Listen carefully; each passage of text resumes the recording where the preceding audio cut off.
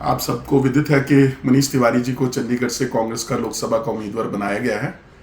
और कल हमने कांग्रेस भवन के अंदर कार्यकर्ताओं के साथ मिलने का एक समारोह वहां पर रखा था, जिसमें बहुत बड़ी संख्या में कार्यकर्ता पूरे चंडीगढ़ से आए थे, गांव से, कॉलोनी से, सेक्टरों से, और मनीष तिवारी जी से मिले। और आप सभी जानते हैं कि मनीष तिवारी जी एक साफ छवि के विधायक नेता हैं। चंडीगढ़ के लिए में यहाँ पे जन्मे, यहाँ पे उन्होंने पढ़ाई की, यहाँ से उन्होंने अपनी स्कूलिंग की, उसके बाद कॉलेज हुआ यहाँ से, उसके बाद यूनिवर्सिटी में लॉ की डिग्री की, फिर वकील बने,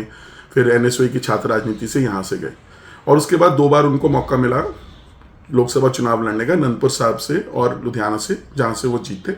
अब उनको मौका, बड़ी देर से उनकी इच्छा थी कि मैं चंडीगढ़ से चुनाव लड़ूं और मौका पार्टी ने उनको दिया। इसमें मैं ये स्पष्ट कर देना चाहता हूँ कि कुछ लोगों ने ये कहने की कल कोशिश की, जब वहाँ पे समारोह रहा था, हमारे कुछ साथी नाराज़गी दिखा रहे थे और उन्होंने कहा कि लक्की जी ने बंसल जी की शान में कुछ ऐसा अपने ट्विटर या एक्स जिसको कहते हैं या इंस्टाग्राम पे शेयर कर दिया। मैंने अपना इंस्टाग्राम और ट्विटर पूरी तरह से अच्छी तरह से छाना, ऐसी कोई भी पोस्ट नहीं थी। हालांकि ये अलग बात है कि मेरा ट्विटर और एक्स जो है हमारी सोशल मीडिया की टीम चलाती है और उसमें यूनिवर्सिटी के कुछ स्टूडेंट्स हैं। फिर भी मैंने उनसे भी क्रॉस चेक किया तो पता चला कि कह रहे थे कि कोई मनीष तिवारी को टिकट मिला और बंसल जी के साथ होगा खेल, ऐसा कुछ लाइक किया या शेयर किया स्टोरी को किसी ने। मैं स्पष्ट कर दूं कि मेरी तरफ से ऐसा कुछ नहीं किया गया। मैं बंसल जी को बहुत बहुत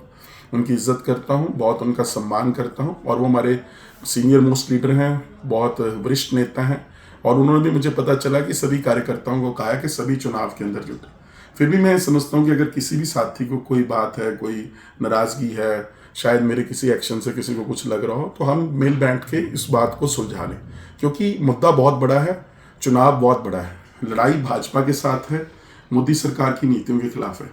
आज इस चुनाव के अंदर अगर हम चूक गए या घर बैठ गए या हमने साथ ना दिया तो हम सारा जीवन पछताएंगे कि हमें मौका था एक भाजपा को हराने का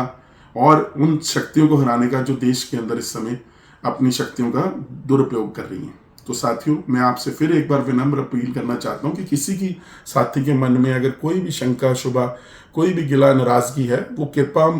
बंद कमरे में बैठ के उसको दूर कर लेंगे